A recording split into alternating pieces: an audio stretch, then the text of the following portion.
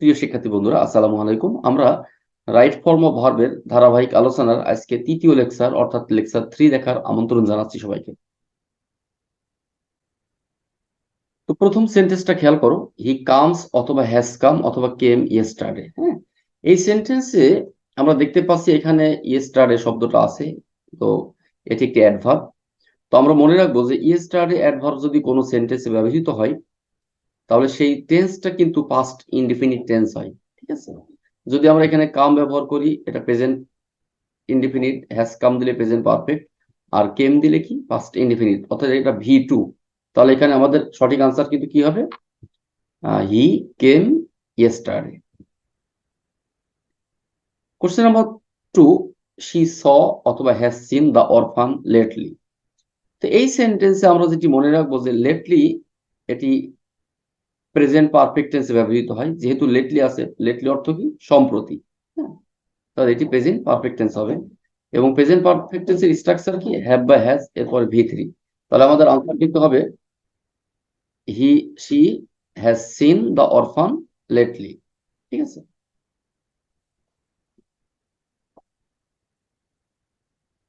Question number 3, he reads অথবা is reading the book নাও। এই সেন্টেন্সে নাও শব্দটা গুরুত্বপূর্ণ, কারণ নাও যদি কোনো সেন্টেন্সে যদি নাও থাকে, এটা একটা অ্যাডভার্ব অফ টাইম, তো নাও থাকার মানে হচ্ছে সেটি প্রেজেন্ট কন্টিনিউয়াস টেন্স হবে। হ্যাঁ, এই জন্য আমাদের আনসার হবে কি? He is reading the book now. এবং আমরা জানি যে প্রেজেন্ট কন্টিনিউয়াস এর স্ট্রাকচার হচ্ছে এম ইজ আর, এরপরে ভার্বের সঙ্গে আইএনজি।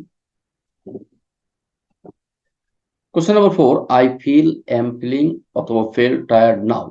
এখানে 4 নাম্বার সেন্টেন্সে কিন্তু নাও শব্দটা আছে। হ্যাঁ, কিন্তু এখানে একটা বিষয় খেয়াল করো, নাও থাকলে কিন্তু প্রেজেন্ট কন্টিনিউয়াস টেন্স হওয়ার কথা। কিন্তু এখানে আমরা জানি যে ফিল এটা একটি লিঙ্কিং ভার্ব।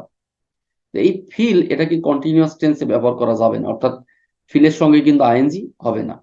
তাহলে এটাকে, যদিও হওয়ার কথা I am feeling tired now, কিন্তু এটাকে অবশ্যই আইএনজি যোগ করার একটা বিধিনিষেধ থাকার কারণে আমরা এটাকে প্রেজেন্ট ইনডিফিনিট টেন্সে ব্যবহার করা লাগবে। তাহলে কি হবে? I feel tired now. Question number 5, the work is done, will be done, was done tomorrow.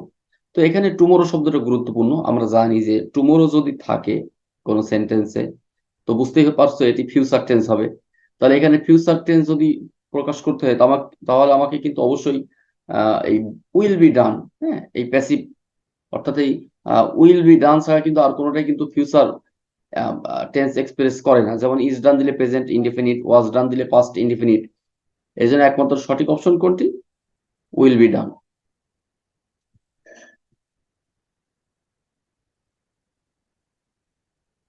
আশা করছি লেকচারটি সবার ভালো লেগেছে। পরবর্তী লেকচার দেখার আমন্ত্রণ জানিয়ে আজকের মতো বিদায় নিচ্ছি। আসসালামু আলাইকুম ওয়া রাহমাতুল্লাহ।